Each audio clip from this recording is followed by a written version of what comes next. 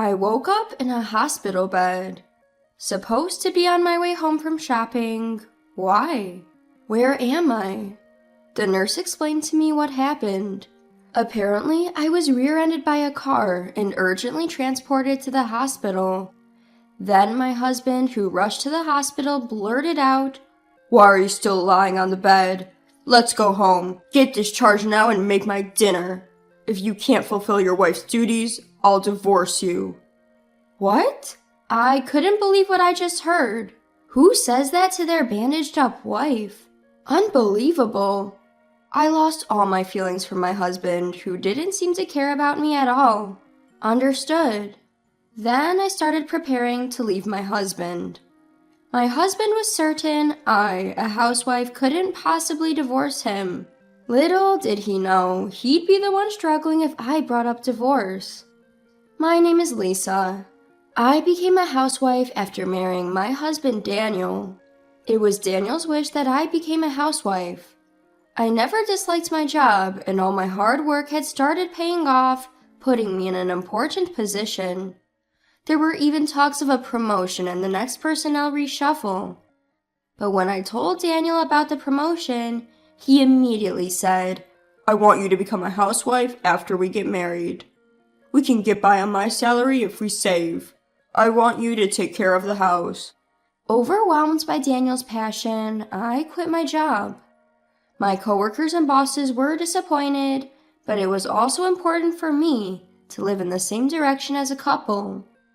As soon as I quit my job, Daniel started to insist, "I'm superior because I'm the breadwinner in this household. You won't be able to live without me. Remember that." Looking back, Daniel probably insisted on me quitting because he was troubled by the prospect of me earning more than him after the promotion that I was supposed to get.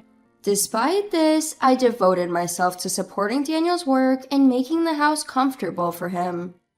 I took care of the nutritional balance of our meals, researching easy-to-eat menus while considering Daniel's work schedule. I also made sure to do the cleaning and laundry perfectly so that Daniel, who came home tired, could spend time comfortably. Yet it seemed like Daniel just couldn't resist complaining about my work. "Hey, tonight's dinner was a bit bland." I explained my reason to my husband, who complained. "You've had a lot of late-night work parties lately, right? I thought your stomach might be tired, so I made it a mild flavor. I should have added a good amount of broth, though." Is that so?" Despite his complaints, Daniel gradually stopped grumbling because I would refute him. Over time, he started to come home later and later. He began to come home every night smelling like women's perfume.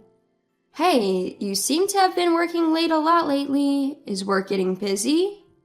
In response to my question, he replied, "Yeah," looking annoyed. "You've also been drinking more often before coming home. How's your health? Are you okay?" Thinking that taking care of my husband's health is also part of a wife's role, I couldn't help but ask various questions. Daniel responded to me in an irritated manner. "Enough already. I have a lot going on at work. What exactly are you doing during the day?" "What do you mean by what? Various housework." "That's why I'm asking you to be specific." My husband started to ask for a detailed schedule of what I was doing when he wasn't home. "Hey, what are you going to do today?" "I plan to do the laundry and cleaning in the morning and go grocery shopping in the afternoon." "When are you going to be back from shopping?"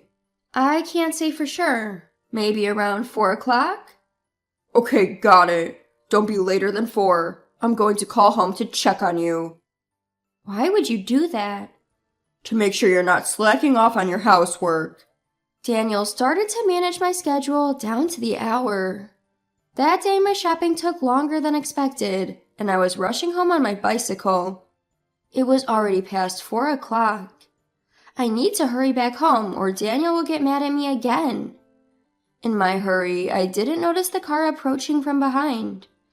The next moment, I felt an impact on my back. Before I knew it, I found myself lying in a hospital bed. Attempting to sit up, I felt pain throughout my body. A nurse, noticing my consciousness, hastily called for a doctor. "Oh, you're awake.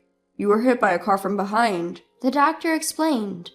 According to him, I was rear-ended by a car when I was riding my bike, fainted unconscious from the impact, and an ambulance took me to the hospital. Fortunately, there was no bleeding, I didn't hit my head, and I only got full-body bruises. Though my body was in pain, there were no fractures that could lead to lasting damage, and I was told I could be discharged in a few weeks. Relieved, I checked my phone and saw a slew of missed calls from Daniel. Oh, I need to call Daniel. He must be worried sick. Hearing my muttering, the nurse quickly said, I've already notified your husband. Unfortunately, he couldn't pick up the call, so I left a message on his voicemail. I might have made him worry, though. Your wife was in a car accident and has been urgently transported to our hospital. That's what the nurse had left in her voicemail. I thanked the nurse and quickly called my husband. Hey, Daniel, it's me. "Lisa, what the hell are you doing not coming home?" Didn't you listen to the voicemail? There was a message saying I'm in the hospital. "I did listen to the voicemail. You're awake now, right? So you can come home, can't you?" That's not possible. I was in a car accident. I'll be staying in the hospital for a few weeks. "You're being hospitalized? What?" It seemed Daniel had assumed that my injuries weren't serious. Upon hearing about my hospitalization, he said, "I'm coming right now," and hung up. An hour later, Daniel burst into my room. "Lisa!" Just as I felt relieved at seeing my husband, his next words left me frozen. "How long are you going to lie there? Let's go home." What? Go home? What on earth are you saying? I couldn't hide my confusion as I responded to my husband. I can't go home on the day of the accident. Just because it was an accident doesn't mean you're knocking on death's door. You're able to talk like this, so you're fine. Discharge yourself immediately and make my dinner. Can't you see these bandages? How do you expect me to cook in this state? You're overreacting with this hospital stay. I bet if I hadn't come to fetch you, you'd just be lazy laying on the bed. Here I am, worn out from work, and you won't even cook dinner. That's unacceptable as a wife. Look, the hospital says I need to stay for a few weeks. It's not about being lazy, it's about getting necessary treatment. Use any excuse you want, but if you think I'll let you off the hook for housework, you're wrong. If this isn't working for you, I'm okay with getting a divorce. That's ridiculous. I can't possibly do housework in this state. Well then, divorce it is. Daniel seemed to care more about having his housework done than the fact I'd been in a car accident.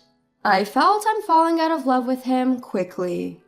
Having discovered his true feelings, I made up my mind on the spot. All right. Hearing this, Daniel smirked, seemingly victorious. That's right. You should understand that my word is law. Seeing me still not trying to move, Daniel started to lose his patience. Hey, how long are you going to keep lying around? Start getting ready to leave. Just as Daniel tried to forcibly get me up, the doctor entered the room. What on earth do you think you're doing? I was just about to take her home. Upon hearing Daniel's response, the doctor became livid. What nonsense! There's a thorough examination scheduled for tomorrow, so she's not allowed to leave. Hearing this, Daniel scoffed at me. If there's an examination, then I'll wait 2 or 3 days. I'll stay at my parents' house in the meantime, so make sure you're home by then. As Daniel left the room, I watched him go with a cold gaze. Then I called my lawyer. I didn't have a single shred of affection left for him. Hello, I would like to proceed with that matter. From the hospital bed, I continued making a few more phone calls, steadily preparing. 3 days later, Daniel called my cell. Lisa, why the hell aren't you home yet? Are you back home from your parents' house? At my next question, he grumbled. Yeah, I am. The examination's over, isn't it? Then stop lounging around and get back to the chores that have piled up. Daniel didn't even bother to ask me about the medical test results. He doesn't seem to care about his wife's health one bit. My decision was definitely the right one. Daniel, you've been staying at your parents' place all this time, right? I asked him calmly. I told you already, didn't I? So what? Did you happen to check the mail sent to your parents' house? Mail? What on earth did you send? Divorce papers. In fact, I had a lawyer send the divorce papers, already signed by me, to Daniel's parents' house. Divorce papers? Why are you surprised? You were the one who said let's get a divorce, weren't you? With that, Daniel sighed as if mocking me. I never thought you were that stupid. Do you think you can live on your own after divorcing me, who provides for you? I can't start doing house chores right after the accident. I need to take better care of my health. That's why I decided to divorce you.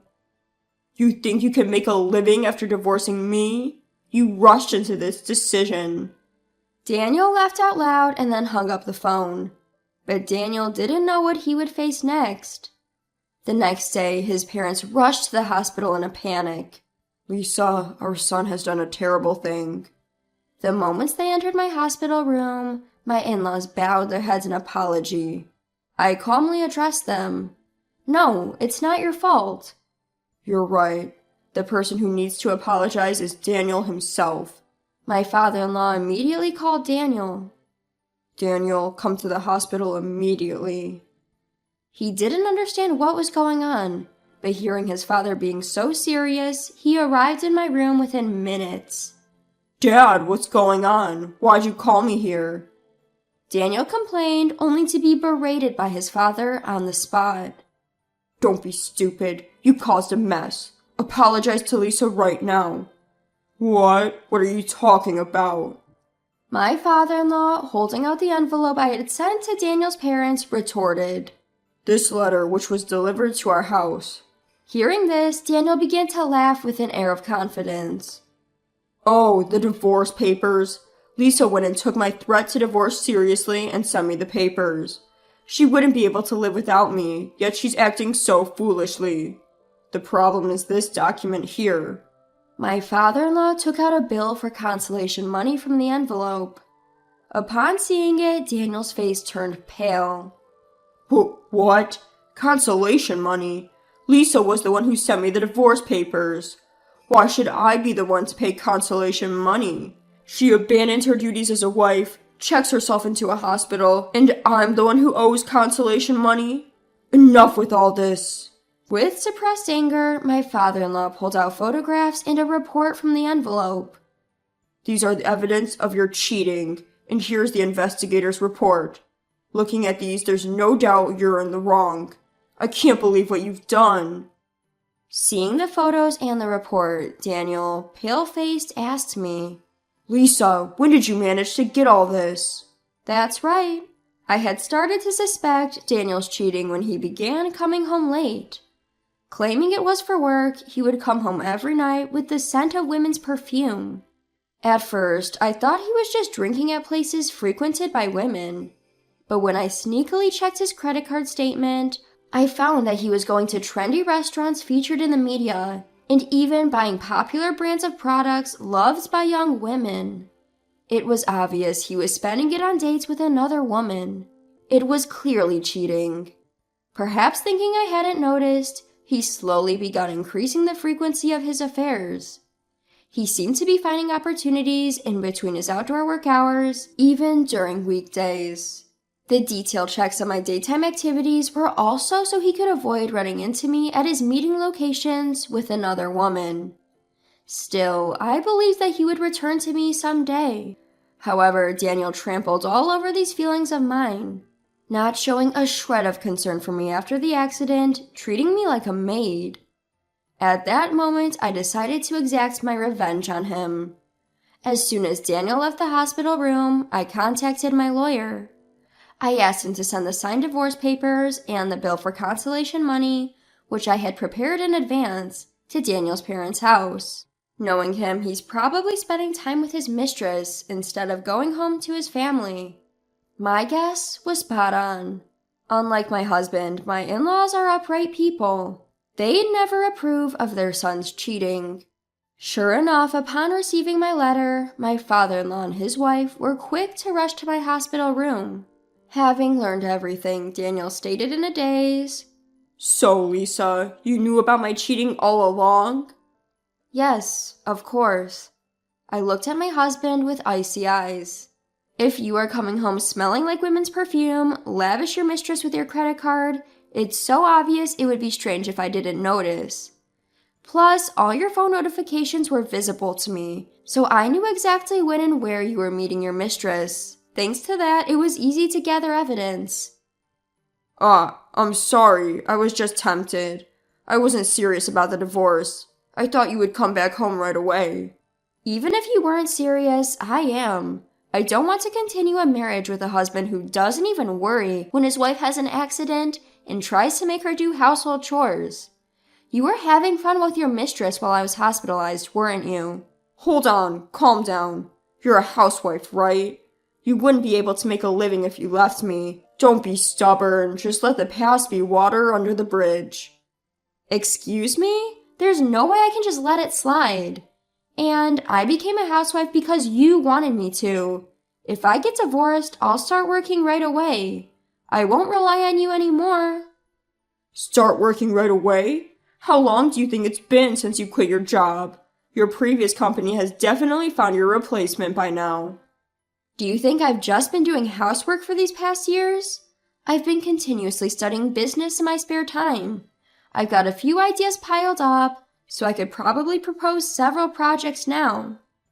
It's not that easy. The economy is down everywhere. Even I, who's been working all the while, can't get a promotion easily. Isn't that because you're incompetent at work? A person who dates their mistress while outdoor work hours? I think the problem is more than just being capable or not. What? What would you know? I think I know more than you do. In fact, when I approached my former company, they said they wanted me to come back under the same conditions as before. The same conditions? You'd be earning more than me. Yes, indeed. It was all for nothing, even though you were the one who encouraged me to become a housewife and quit my job. If you didn't want to be overtaken by your wife's salary, maybe you should have tried harder instead of pulling me down. Hold on, if that's the case, you don't need the consolation money, right? Please withdraw your consolation money claim. Excuse me? There's no way I'm withdrawing it. This consolation money is to make up for the crime you committed. You can't just cheat on your wife and ignore her without facing any penalties. I'm sorry. I really regret it. Please forgive me. I will never forgive you. It's not enough to just say you're sorry. You need to show it with your actions. Go to hell. Daniel was unconvinced, but in the end, my in-law stood up for me and he finally agreed to the divorce and the payment of consolation money. After paying the consolation money, Daniel seemed to have continued his relationship with his mistress without learning his lesson. However, it seems his company found out about his frequent dating during outdoor work hours, and he ended up getting demoted and having his salary cut. To top it all off, it seems that Daniel, who had almost run out of savings due to his consolation money payment, was promptly dumped by his girlfriend. News about the cause of his divorce and his demotion spread throughout the company, and I heard that he completely lost his place there. On the other hand, I was able to be discharged from the hospital safely without any after effects from the accident. I used the consolation money I received to move, and now I'm leisurely settling into my new home. My work after returning is going smoothly, and life has been going better since the divorce. That accident may have been a good catalyst for the divorce. I decided not to look back at the past and strive forward to a new life.